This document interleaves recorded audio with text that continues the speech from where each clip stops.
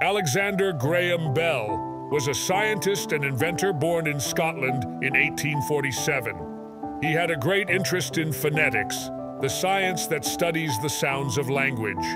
His father, grandfather, and brother Bell were involved in work related to speech, and his mother and wife were deaf.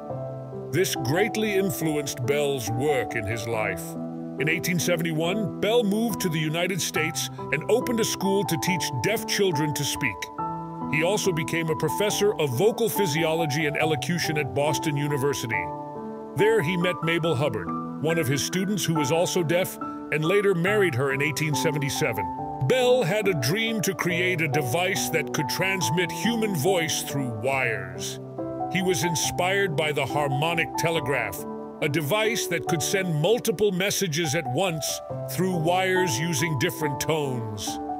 He worked with Thomas Watson, an assistant who was an expert in electricity, to realize his idea.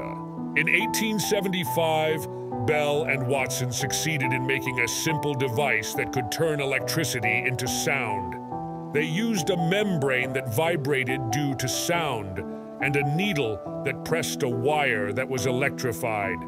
The vibration of the membrane caused the needle to move up and down, thus changing the electric current that flowed in the wire.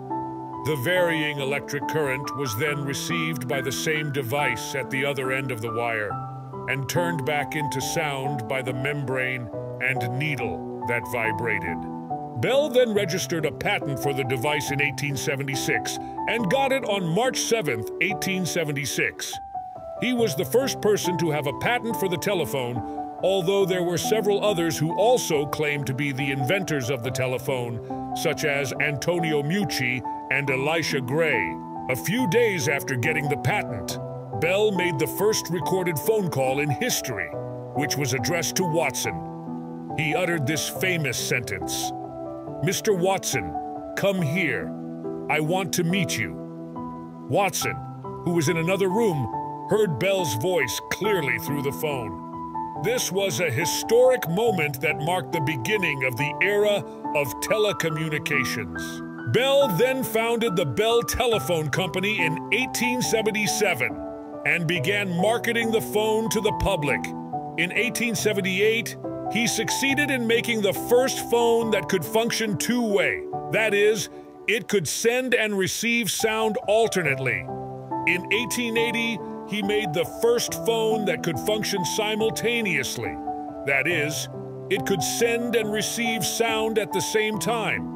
In 1885, he founded the American Telephone and Telegraph Company, AT&T, which became the largest telecommunications company in the world. The phone that Bell created continued to develop and improve along with technological advances, from wired phones that used analog systems to wireless phones that used digital systems, from phones that could only be used to talk, to phones that could be used to send messages, photos, videos, and various other data. From phones that were large and heavy, to phones that were small and light.